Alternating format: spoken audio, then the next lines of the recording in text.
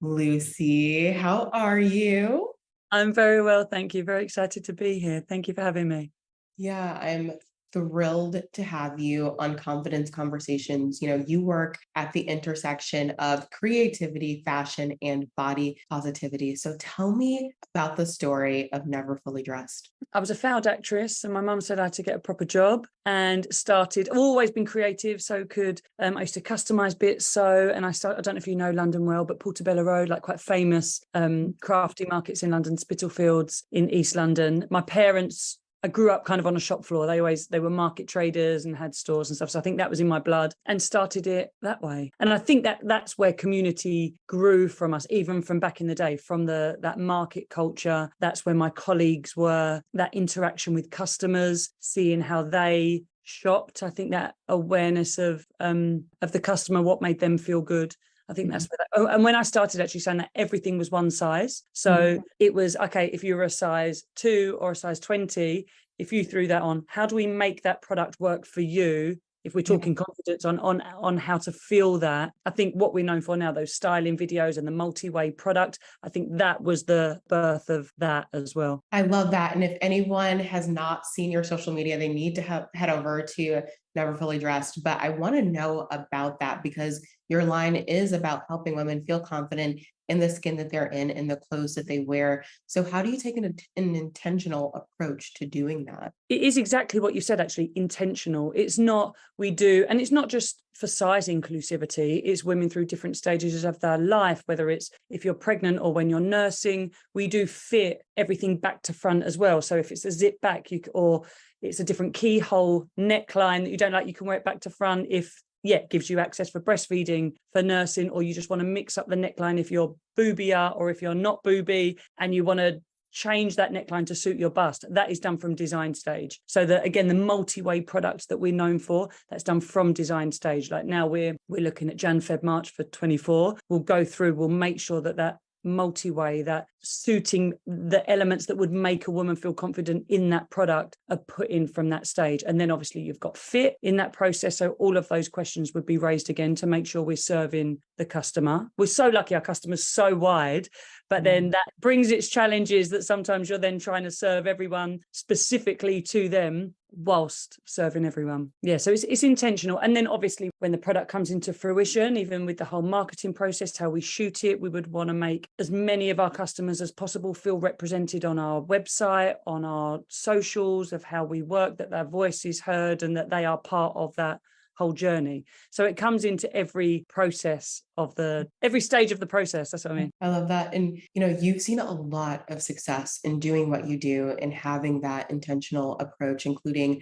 the flagship that you just opened in the US, in the city, that New York City of all places. But were you always this confident founder, or did you have to work your way into being the woman that you are today? No, I still think now everyone's on their own journey, and you still have wobbles, don't you, of you question yourself, and not everything's rosy all the time. And I think it's those days and those practices you put in place, or I think we're resilient as a company. I think I'm resilient as a person. And I think that's something, maybe I sound really old, but from my experience, that younger generation need to work on. I think that resilience piece, that's something that I'm really proud of as a business and as a person, that things aren't always great, but then when they're down, of what you have to get through that, whether I run a little bit, but I mean, it'd be, if you're struggling, you literally break it down, you just put one foot in front of the other, and eventually you get to where you need to go. So however you do it, whatever way you get through that, and build that confidence back up again. But no, I remember, again, we're fully funded, like self-funded. We've never had investment.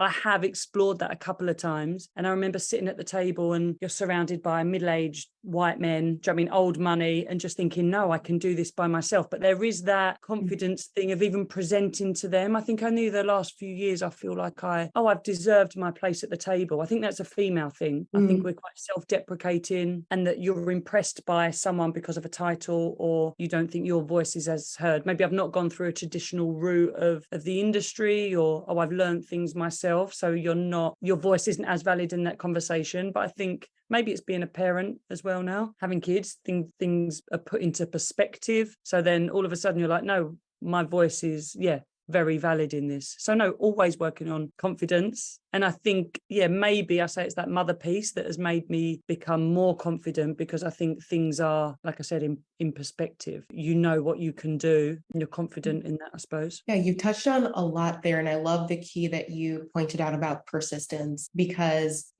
or resilience, and being able to bounce back, because life will be full of, ups, downs. They say if you're flatline, you're dead. So there's going to I've be. got that actually on exactly that on notes. And my sister, I sent something to my sister the other day saying, oh, you should go to this. She was like, oh no, I'd be too nervous. And I know it's a bit cliche, but like if you're never nervous, you're playing it too safe. Do you know what I mean? You can't get those exciting, those amazing points in your life. Yeah, if you're playing it too safe, I don't think that comes with risk. So tell me about your journey to break out of your shell and say, like, this is my line, this is my creative expression, and I'm bringing it to women everywhere. I think COVID actually, it switched that focus to community. For me, I was never on our own Instagram at all. I would never have gone that. I would never have done a podcast. I never used to answer the phone. My mum used to laugh if we got a food delivery. I would never go and get the delivery from the door. I would be embarrassed. She said, this is probably why I'm a failed actress. It's all coming to make sense now. But from COVID, I think the world seemed a bit smaller in that, I mean, whoever did an Instagram live before, but all of a sudden you're speaking live to this amount of people, or it just made everything feel quite grounded. People were quite honest in their approach to stuff. There wasn't a keeping up with the Joneses, I think, around that time. So it made things maybe seem more approachable that you might have been nervous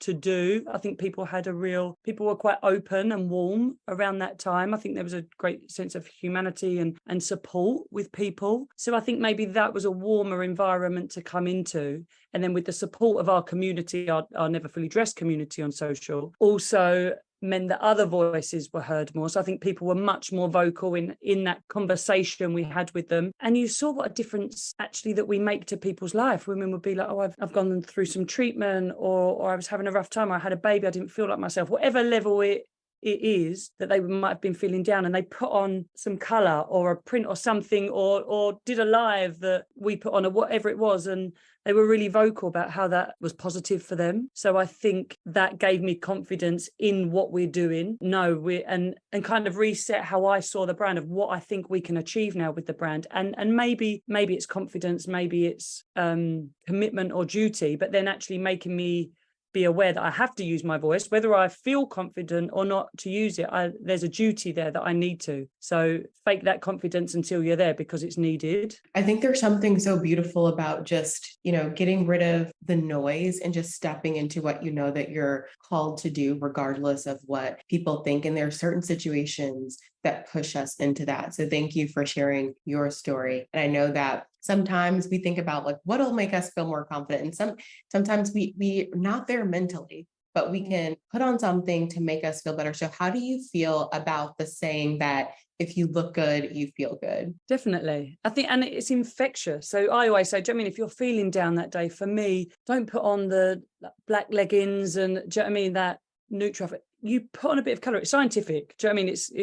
It's proven that you put on a bit of colour and it's infectious. So whether, going back to what I just said, whether that actually makes you feel more confident, or you're just faking it for that first few hours in your day, but then you might bump into a couple of people that you look amazing, and it's not you look amazing in a shallow aesthetic. It's because there's a bit of an energy around that as well, and that's infectious. They smile, they then go off and actually infect someone else with that smile, and it spreads, and you get a lift from that. And then once you've put that out there, that might come back to you in a different way later on in the day, but you've put that energy out there. So I think, colour and what you wear and your style make you feel like the best version of you. So outside of putting on your collection, what are some of the other ways that you cultivate confidence for yourself on a daily basis? For myself, I mean, I exercise. I enjoy that. I think that for me, if my mind feels foggy, I think confidence comes from a real groundedness and awareness of what part you play, your acceptance in how small you are in that part that you play. I think an awareness of that brings with it an air of confidence, because, like I said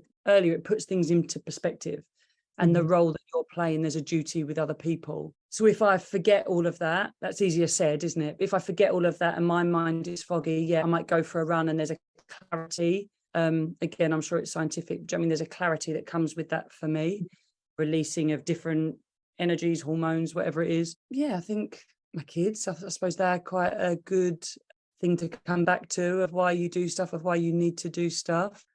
Kindness. I think all of those things bring that confidence, a reset. I think if you approach anything with honesty, a confidence will come, no matter what level you're at, even if it's like an acceptance of a level, or if your confidence has been knocked because you might have failed at a task or something has gone wrong. Okay, that's fine. You can't deal with that. That was yesterday. You can't change that. But then an acceptance of where you are at that moment in time brings with that a confidence to then go and do the next thing. And then I'm quite a practical person. So then I would put practical steps in place to, I say, if you failed at something, how I'm going to do that next challenge, or whatever it is, what's knocked your confidence. Okay, what are the practical learnings from that?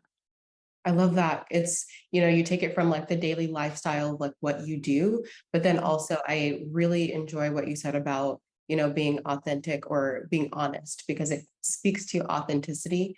And we can't truly be confident in ourselves unless we're acting from a place of knowing and of truth and of authenticity, because then we're just performing. So I love, kind of that connection. Completely. I think that's how we communicate with all of our community on social. I think even then how I would dress someone. Do you know what I mean? It comes into everything, that honesty, that authenticness. And I think that's where that true confidence comes. Yeah. So tell me about your creative process, because there's nothing like Never Fully Dressed. And it's a true authentic expression of creativity. So tell me about that and how your light shines through in the work that you do. Maybe in the creativity, maybe there's not much process. Maybe that's why it feels so creative. And luckily, I've got amazing people around me as well. So I will have a vision of something. I do sketch still, or I'll go and I'll brief. I have a designer I'm meeting with after this. Do you know what I mean? So we've gone through bits, and then she might have put it into a digestible format for me, and then we'll go and revisit it. I love traveling. I've always traveled. Do you know what I mean? I love India. We manufacture quite a bit out there. I love color. I love people. I love texture and depth. I love anything eclectic. So anything that mixes cultures or mixes fabrics or mixes styles. I think there's so much more depth and so much more story to tell there, rather than I buy this pretty dress and those pretty shoes and those pretty earrings. If you have a pretty dress with a really heavy, do you know what I mean, shoe to it, and then an earring that tells a story, like a vintage thing, that, do you know what I mean? I think that's much more an eclectic and interesting mix of an outfit. So I think that approach is, whether I'm decorating my house, how I would employ, how I would design a product or style an outfit. I think it comes down to that. And what words of encouragement would you give to new designers out there, or someone who's looking to curate their own collection? What are the keys to success in this industry? Loads. Work hard. Do you know what I mean? Don't moan. Be true to really what is driving you, because if you start doing it for the wrong reason, then it won't be authentic, and that won't come through. That resilience piece, knowing that it's not always going to be great.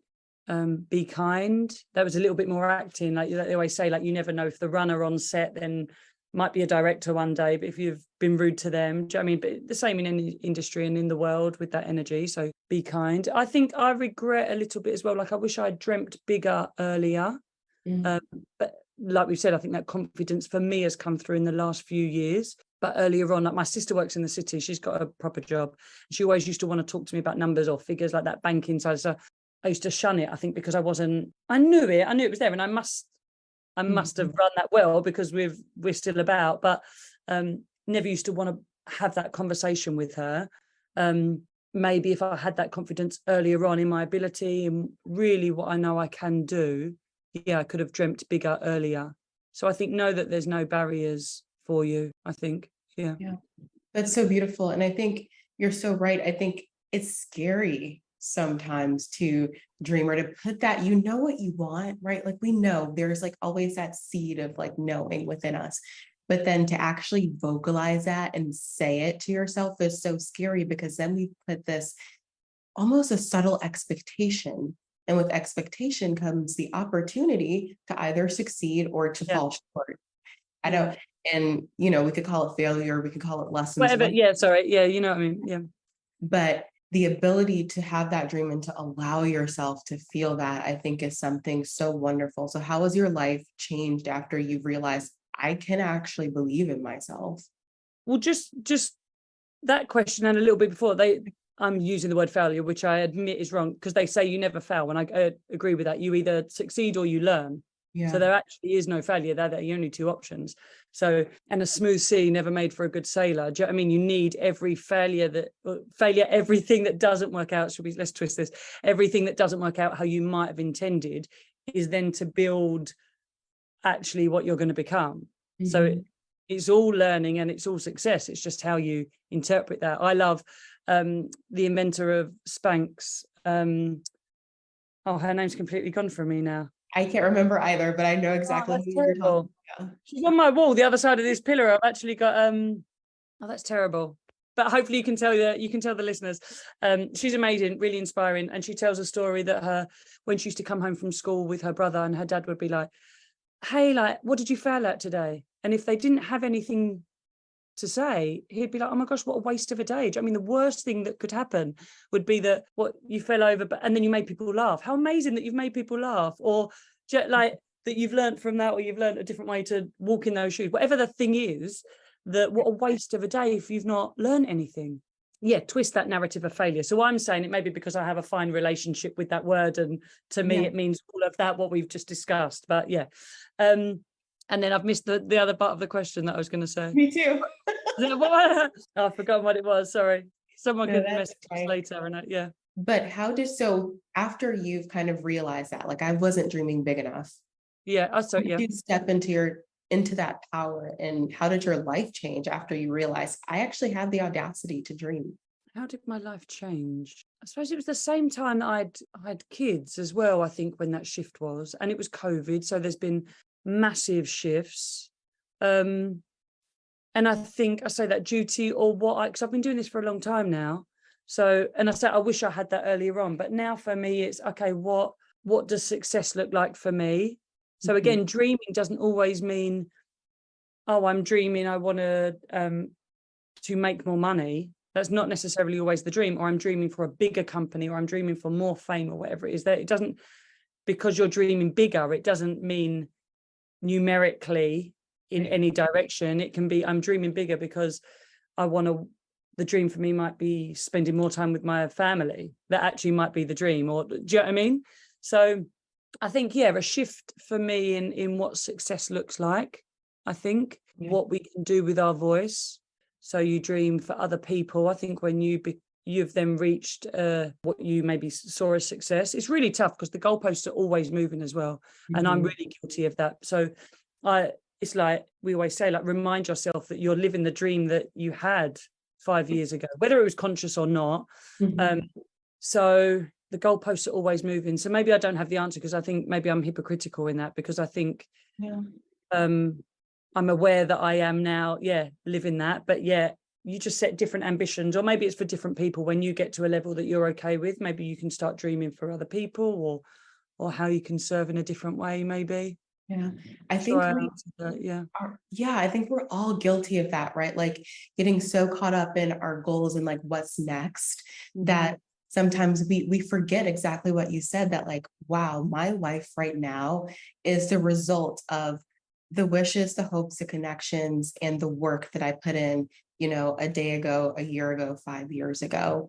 And I definitely resonate with what you said about changing your definition of success, or defining success for yourself, because I think that society puts a lot of parameters around, like, this is what success is, this is what it looks like. It's, the home of a certain size in a certain neighborhood, there's a certain amount of money, you have to have a family that looks like this, and your business has to be growing bigger and bigger all the time. And that is success. And that is the only definition of success. And I think that, for me personally, when I realized I'm doing these things and I'm on this trajectory, and the more money I get, the more miserable I am.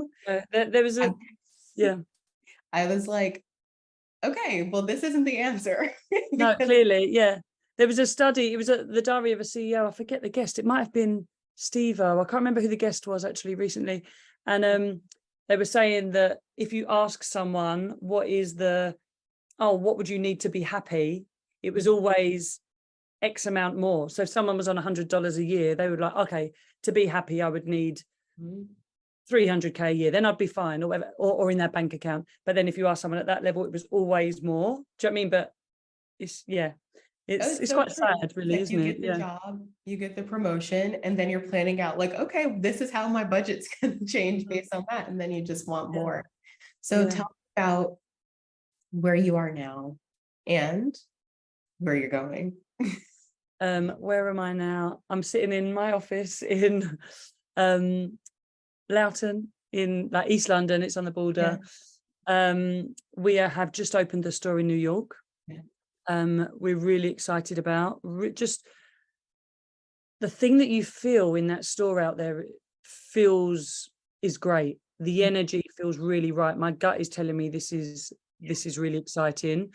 The energy, I say that the size inclusivity really resonates Mhm. over there. Our community in New York, or people that are traveling, it's been open about 6 weeks. So our community of all women is really speaking. So that's really exciting. I'm back out in a couple of weeks and can't wait to meet everyone again and just deepen the roots. For us to have the store, it was just deep. We had elements of stuff in the US already. We were growing there, but just to Mhm. really make a home, deepen those roots, I think, so we can just build on that community. So that's kind of where we are really a little bit, and where we're going, really, really building that community in the US, and trying to make as many women feel as amazing as they are already, but just that awareness and how powerful they are. I think women are amazing. If there were more women in positions of leadership, I think maybe the world would be in a different place. But I think, yeah, excited about that journey that we're on. I love what you said about making women feel as amazing as they are. I think that They're that's, already amazing. We're just doing that yeah, part to unlock it. Do you know what I mean? Yeah. yeah. Just that realization and that statement, I think just like hits me. And I think it'll resonate with a lot of people because a lot of times we overlook our greatness and what's awesome about us. So just settling into that. And with And that, just confidence. yeah. Like if I have a meeting, like sorry, sorry, and a member of staff like says, and maybe it's a British thing as well. We start every word with sorry. Oh, sorry, but do you mind if I did? I'm like, no, just say the thing that you were going to say. It's an amazing point to make. But we go, oh, sorry, yeah, oh, okay. And you tail off at the end. Do you know what I mean? I've probably done it in this chat as well. But like, no, say that thing with confidence. You are amazing. You're like amazing. What you do, you don't know what someone's been through just to get to this talk here. Like, I don't know what you've Mm, gone through today, but it could have been whatever. Do you know what I mean? Like, you're amazing. And then, yeah. So just that realization. I love that. And what does confidence mean to you? I think we touched on it. I think it has to be honesty, Mhm. um, kindness, and just that realization. Ricky Gervais says, sorry to, I don't know if we're ending, but on something more morbid, but like he says, we're going to die one day. And all of a sudden you're like, oh shit, yeah, I'm going to go and get up on that dance floor. Do you know what I mean? It Yeah. suddenly makes you really think, and no one cares about you. Everyone's so self-involved in this world. No one cares about you anyway. My friend always used to laugh when we used to get ready to go out. And her mum would be like, oh my gosh, what are you spending all that time for? No one cares. Everyone's looking at them, like no one's going to look at you anyway. And you're like, oh wow, it suddenly feels so liberating that no one Mhm. cares. And you're going to die. So let's just enjoy yourself. Do you know what I mean? It makes things, yeah, puts that into perspective. So that I think that is where that real confidence comes from, which is all a little bit of honesty and a presence and stuff. Yeah. Yeah, I heard a quote once that I always remember, which is we have two lives, and the second one begins when we realize that we only have one. Yeah, when you've already dead or something. Yeah. I heard actually. Yeah, I heard that recently. You're dead already or something like that. Now I'll read up the quote. Now start enjoying living or something like that. Yeah. Any final words of wisdom you have for us before I let you go? No, just I said everything that we've said. So Yeah. please realize how wonderful and strong you are, and enjoy yourself. It suddenly makes, do you know what I mean? It brings that confidence out. Like we say, like you're never fully dressed without a smile. Yeah. And it is really, I know we sell clothes and it's great if you buy our clothes, but really, who cares? Like just wear that smile. It's the best thing that you can wear. So confidence comes from within. and is beautiful to see in someone. Yeah. Well, thank you so much, Lucy, for joining us today. I hope you have an amazing rest of your day. And thank you so much.